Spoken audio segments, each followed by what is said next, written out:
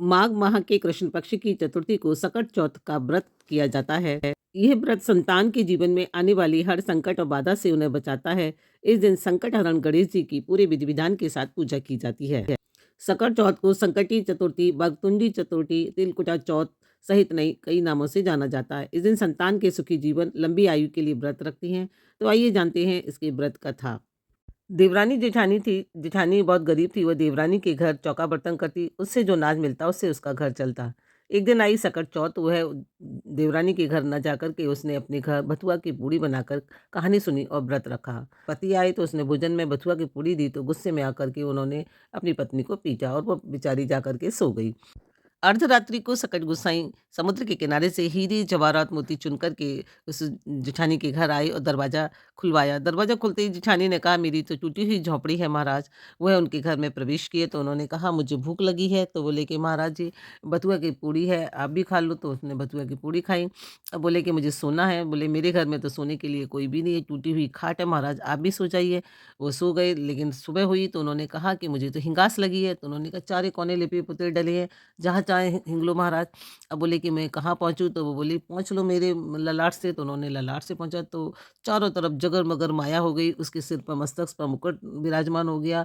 इतनी माया हो गई तो उसको उसने अपने बच्चे को देवरानी के घर भेजा कि जाकर के तराजू ले आ। वो तराजू जब लेने गई तो बोली कि आज ऐसा क्या इसके घर आ गया है कि तराजू की आवश्यकता पड़ रही है? मेरे घर से जो नाज ले जाती उससे ही इसका भोजन बनता था। उसने उसमें एक गोंद चिपका दिया। जब वो तराजू वापस करने आई तो देखा तो उसमें एक जवाहरात जवाहरात लगा हुआ था। अब वो बोली कि ये बता कि तू इतना धन कहाँ से लेकर के आई? उसने कहा, मैं तो कहीं से नहीं लेकर के आई हूँ, मुझे तो सकट गोसाईं दे गए। उसने रात वाली सारी घटना सुना दी। अब बोली कि मैं भी सकट का व्रत रखूँगी, तूने क्या खिलाया? मैं तो बड़े-बड़े पकवान खिलाऊँगी। आई 1 साल बाद सकट और उसने बहुत अच्छे-अच्छे पकवान बनाए। पति से कहा, मुझे धीरे-धीरे पीटना। अर्धरात्रि को आई सकट गोसाईं। उन्होंने दरवाज़ा खुलवाया, बहुत अच्छे से स्वागत किया। बोले, मुझे तो बहुत तेज़ भूख लगी है। तो उन्होंने कहा, बहुत अच्छे पकवान बनाए महाराज जी, आप खा लीजिए।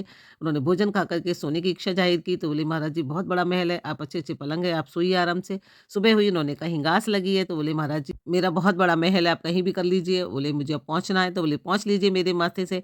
जैसे ही उन्होंने माथे से पहुँचा, तरफ जो है बदबू ही बदबू हो गई। बच्चे जहाँ चले वहाँ रपटने लगे, गिरने लगे।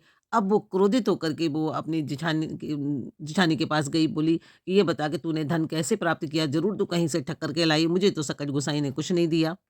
जेठानी बोली, मैं कहीं से ठग कर के नहीं लाई हूँ, मुझे तो सकट गोसाईं ने दिया है। फ़र्क इतना है कि मैंने अभाव में रहकर निस्वार्थ भाव से उनकी सेवा की और तुमने धन-धान्य से संपन्न होने पर भी अभिमान से भरकर लालचवश उनकी सेवा की।